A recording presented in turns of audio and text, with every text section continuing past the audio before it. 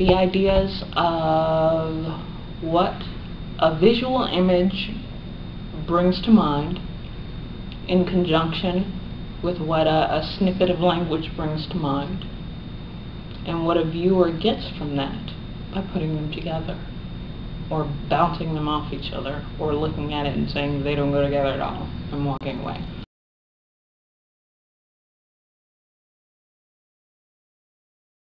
Because I did a study abroad program for my final term of undergrad.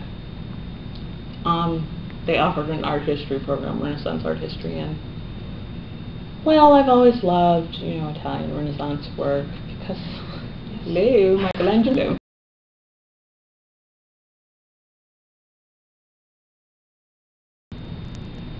I was exposed again to that art world, I guess, in which I participated previously, like the art fairs, the 57th Street, and whatever else there is, the Seaway Bank, or what have you. What I discovered is that's not my thing. Art fairs? Yeah. That's not, I think of that as a different type of work. A lot of the work that ends up there, and I'm not going to say all, but a lot of it is more craft.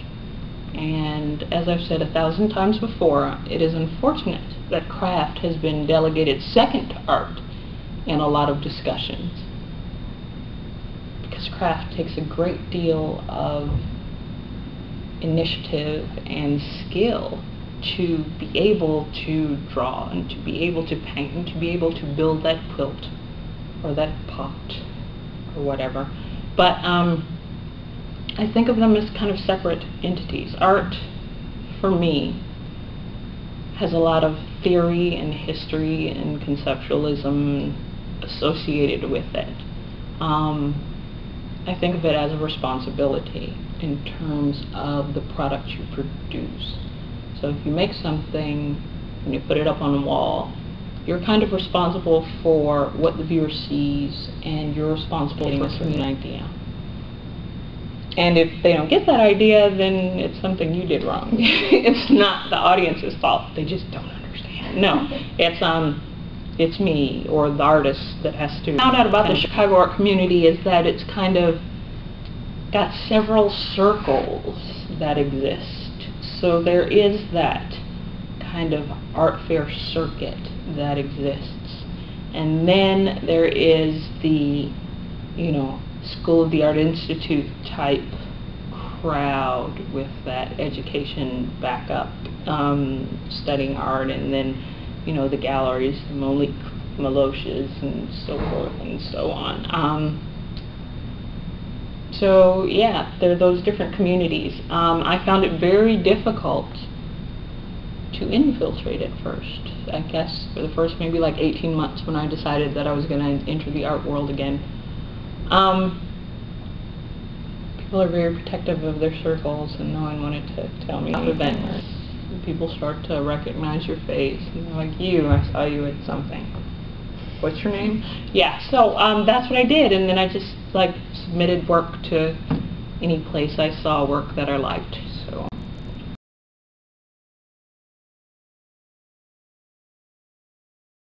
Conveying information within, let's say, graphic design.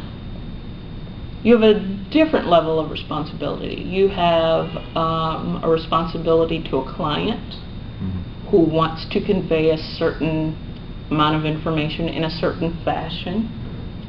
Their word is the last word. So it, you know, you're merely a tool in a lot of cases. In my art practice, I use tools to convey my idea. Really, I'm the last word on what I present and put out there. Sometimes what I make comes out as graphic design or propaganda, which I think of as also graphic design, or part of graphic design, let's say that, in which case it moves outside of the art realm and we have to kind of put it back into the art realm. I like to think about in terms of my art practice and when I use tools that I have, used within my graphic design practice and my illustration practice in terms of rendering and text and finding placement within a page, which is also part of art though. It is interesting to me in terms of what an object brings to the plate, to the table.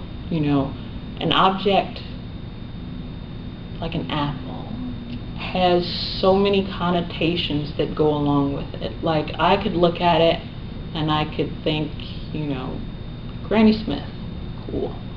Or you could look at it and say, okay, Adam and Eve and whatever. But as an artist, you're responsible for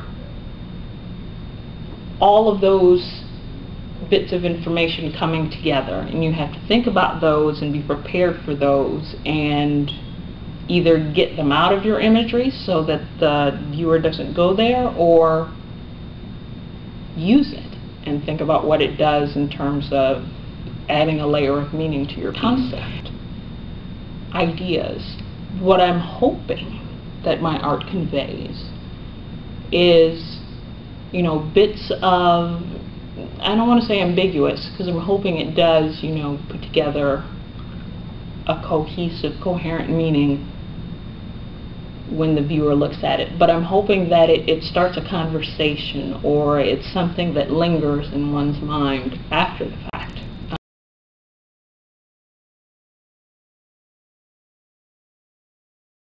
When we make art, we pull from everywhere, whether or not we want to admit it. A lot of people I've heard say, oh, I don't look at anybody, I never look at anybody else's work, I just make stuff. And I'm like, unless you're blind, yeah, you look at everything. You can't help it. It's everywhere, it's everything. You may not think that you're being influenced by anything, but it's everywhere around you, and your brain sucks it in, and that's how you produce what you produce. So, knowing that and accepting that, I try to absorb as much as I can. I look at as much as I can, I pull from as much as I can, and I try to do something to a certain extent that hasn't been done before, but what hasn't been done before? Somebody quoting somebody says everything's been done. So okay, so you flip it a little bit and you twist it, and it's the remix. So you just go on, and you hope that somebody looks at something you've done and says, oh, I get it, and I like it.